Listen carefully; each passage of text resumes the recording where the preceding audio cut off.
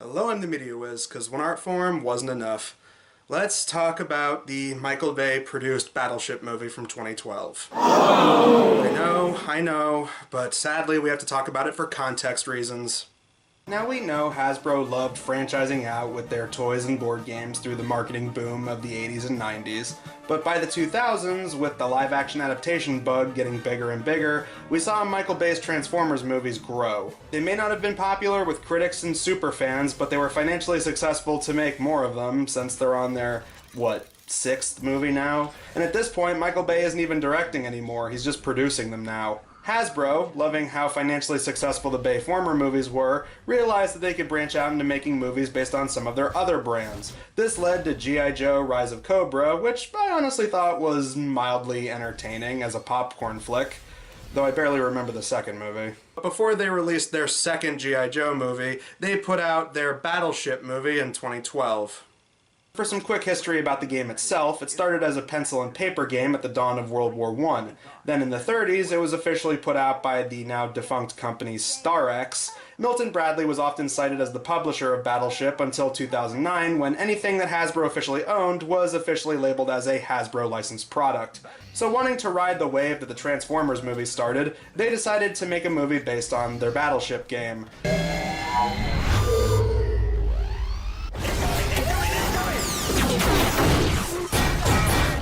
Prepare to fire. Sir, which weapons?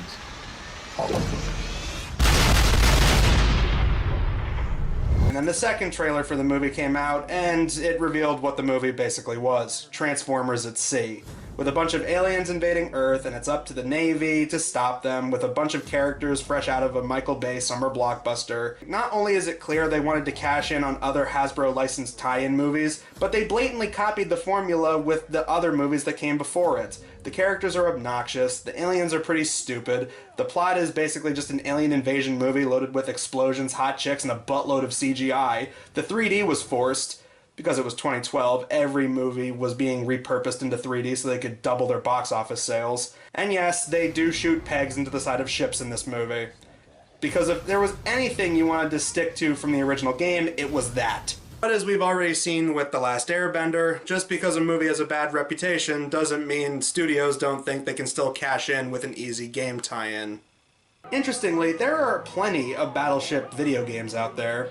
There was a text-based computer game similar to Battleship released as early as 1973. There was a computer game called Battleships for home computers like the Commodore and the Amiga. In the early 90s, there was a Battleship game on NES and the Sega Game Gear. Then in the late 90s, there was a Battleship game on the PC. There was Battleship Surface Thunder on PC in 2000, and now this is the one that came out for various consoles in 2012. Released on basically every console at the time, like the PlayStation 3, the Xbox 360, the Nintendo Wii, the DS, and the 3DS. While Activision was the publisher, because it's a movie tie-in game, if it wasn't THQ, Activision usually tried to get their hands on it. It's the game developer companies that actually vary. The 360 and PS3 version of the game was made by the now defunct Double Helix Games, which made about 8 titles at best, before they were officially bought out and merged with Amazon, whereas the Nintendo versions were made by Magic Pocket Games, who still seem to be around. Their website appears to still be active, and most of the games that they put out tend to be games aimed at younger audiences, or at least tie-in games to popular franchises. We'll get to the differences a little bit later, but before we do, I think we should look at this version of the game proper. This is Battleship the movie, the game on the Wii.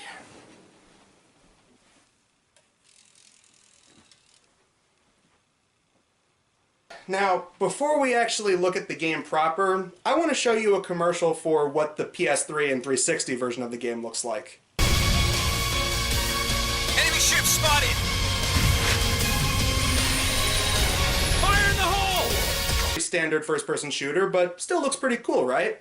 Well, here's what this version of the game looks like.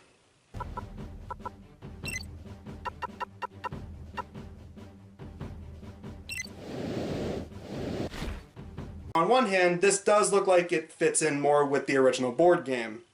On the other hand, it looks really boring compared to the other version of the game.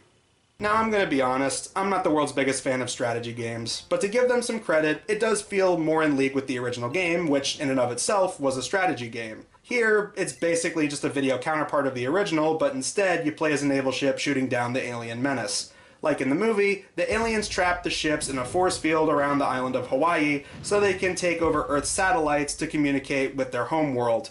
How is it these aliens have created advanced spaceships but still don't have the proper technology to communicate with their own people?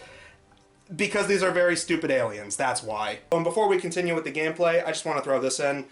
The graphics in this game, at least in my opinion, they're not very good.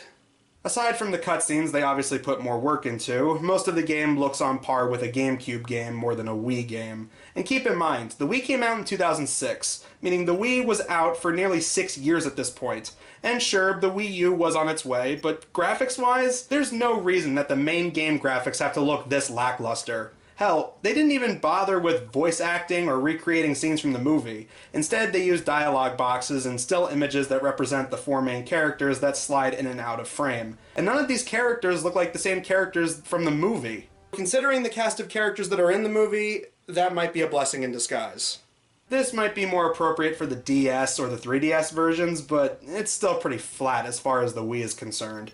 As much as I nag on the Wii for certain reviews, I know there are plenty of good games on this system. Anyway, going back to the gameplay, you move around the board and engage in combat with the alien ships scattered throughout the location, and you either have to save fellow humans or stop the aliens from getting access to communication with their planet. Every once in a while, you have to travel to certain ports scattered throughout and get power-ups in the form of new weapons, firepower, and even new ships. Certain ships have better stats and abilities than others, so that's something to keep in mind while making selections. Like for example, scouting ships are pretty weak, but they have the ability to see in dark areas. Inflatable ships can't do much, but they're used to take over certain structures. Destroyers can launch long-range missiles. Cruisers can only launch short-range missiles. And carriers seem to have the most powerful firepower and the ability to unleash fighter planes. And be sure to keep an eye on the number of weapons you have and how much fuel your ship has. They go down pretty fast as the game goes on, so you'll have to be quick to replenish them. Like any garden variety strategy game, the player and the CPU have to go back and forth until eventually your enemy goes from 100 hit points to 0, taking them down in the process. And for some reason, what I can only assume was done to surprise the player,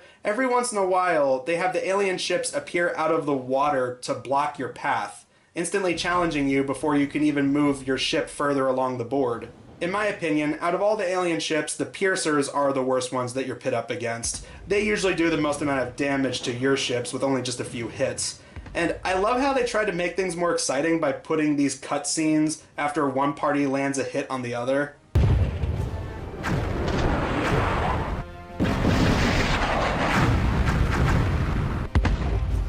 It's like the developers started thinking that the gameplay was going to start boring some of the young kids playing this game, so they had to liven things up with explosions in the cutscenes and stuff like that. Oh, but the game gives you the common courtesy of skipping some of these cutscenes, along with the ability to go back and play certain areas you already completed with a selection feature in the main menu. Yeah, that's nice and all, but I don't think I'll be replaying any of these anytime soon. So far, the most fun part of the game I've come across are these first-person shooter sections, or dueling as they call it, where you have to shoot at the alien ships and implement some of these special attacks with the controllers. Mostly, these segments come down to aiming at the enemy ship's weak spots and opening fire. Maybe it's just me, but I find these parts of the game a little more engaging than most of what we've done so far. Oh, and you want to know how many stages are in this game? I'm not even kidding here. 26. Yeah, there's that many levels in a Battleship game for the Wii. And this is about the time where I call it quits. I got about halfway through the game, and honestly, the gameplay wasn't really keeping me all that captivated, so yeah, I think it's fair we just stop things here.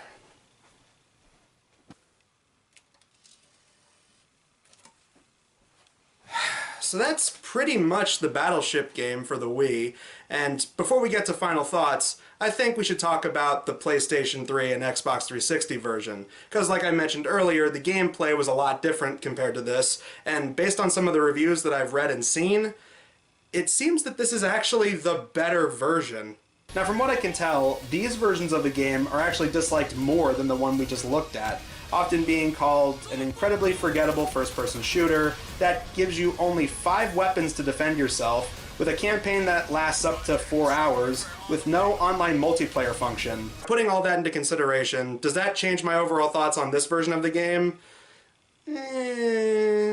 With the obvious shortcomings out of the way, like the lackluster graphics and the non-existent story that feels like they just slapped it on because it was the plot of the movie, the game feels like it would work a little bit better for a DS or portable consoles in general. But on the plus side, it's not a terrible strategy game. The gameplay is actually one of the better things here. I've read a couple of reviews from people who are more into strategy games, and it seems this is definitely more up their alley. So I can admit, maybe it didn't resonate with me because I'm just not into these sorts of things. But as far as the gameplay goes, it does feel like they put some work into it. Before I stopped playing, they still were introducing new gameplay mechanics, new ships, and even new weapons. So it seems like they actually had more going on in this version than the other versions did. Is it a great game? No, I would not go that far.